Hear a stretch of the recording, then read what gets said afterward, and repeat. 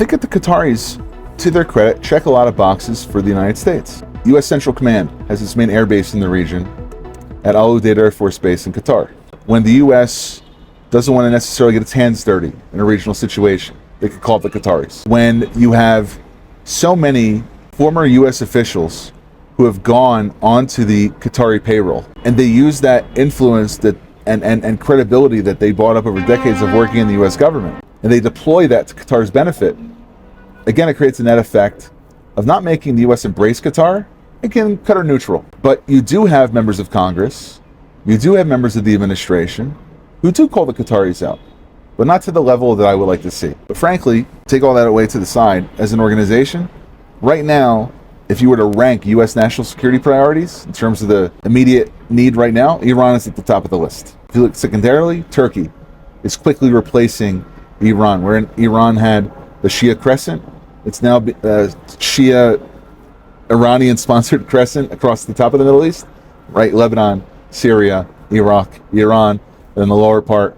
through Oman, Yemen, over into the areas of Al-Shabaab and Sudan and Somalia. It's now being replaced by the Turks in terms of the new Syrian jihadi government, the rise of Sunni forces in Lebanon, sort of the nullification of a strong independent Kurdish presence in northern Iraq, and their efforts in the Caucasus against Armenia and getting closer to Russia, so on and so on.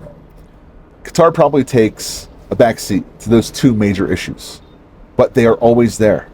They're always burrowing, they're always sticking their nose in places where it doesn't belong. So perhaps it will not be this president or another president, but one day the Qataris will cast their lot and go a step too far. All the work that we've been doing over the past decade to expose them will all snowball. I hope that the desired policy will take place. We can only push for so much. If I have to balance the Qataris' influence operations versus the Iranian nuclear weapons program, I'm probably going to put my focus on the Iranian issue. But I think the president and others in his administration and Congress can both walk and chew gum at the same time. But right now, we're at about 100 days into the second Trump administration. He handled this issue last time, and I think he'll probably be prompted to handle it again. We just haven't seen what that's going to look like yet.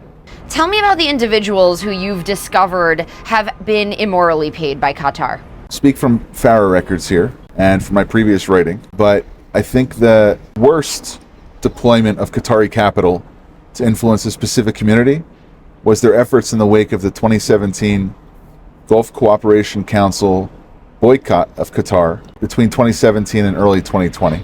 There was a Qatari investor, one of the heads of their sovereign wealth fund, named Ahmed al-Ramahi, that came to New York for a visit. And he was hosted by a paid Qatari agent named Joey Alaham, who was known in New York for his big Lincoln Park Synagogue Passover Seders and for some other restaurant ventures. But somehow he became a foreign agent of the Qataris, paid foreign agent of the Qataris.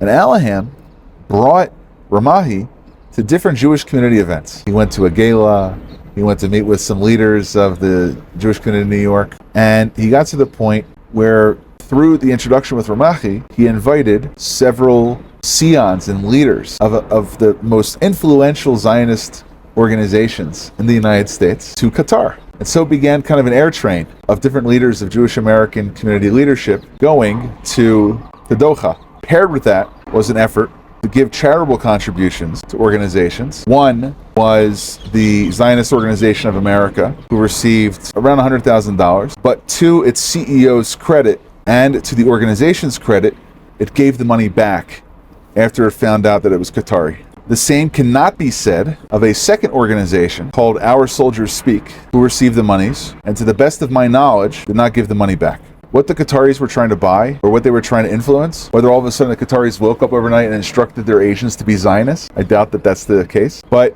you saw a noticeable, talking about correlation doesn't mean causation before, right? A noticeable softening of the critique of Qatar, not necessarily from the ZOA or from Our Soldiers Speak, but from other individuals who had previously been critical of the regime. And then there's other instances, not of Jewish community organization or of Zionist organizations and their leadership having some sort of connection, but of Jewish community personnel. Qatar has its influence in many different places. Is there anything else that you want to share that we haven't touched on, or a message that you have?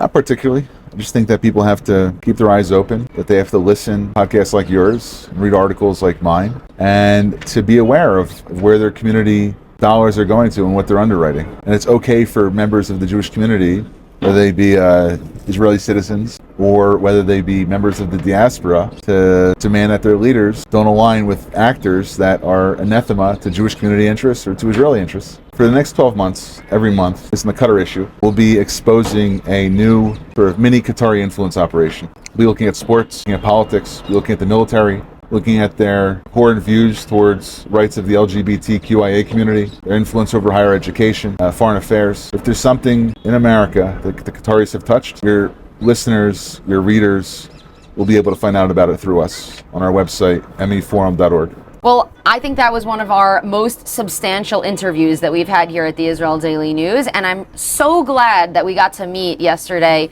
and that we were able to have this talk. And we're only starting to peel back the onion now.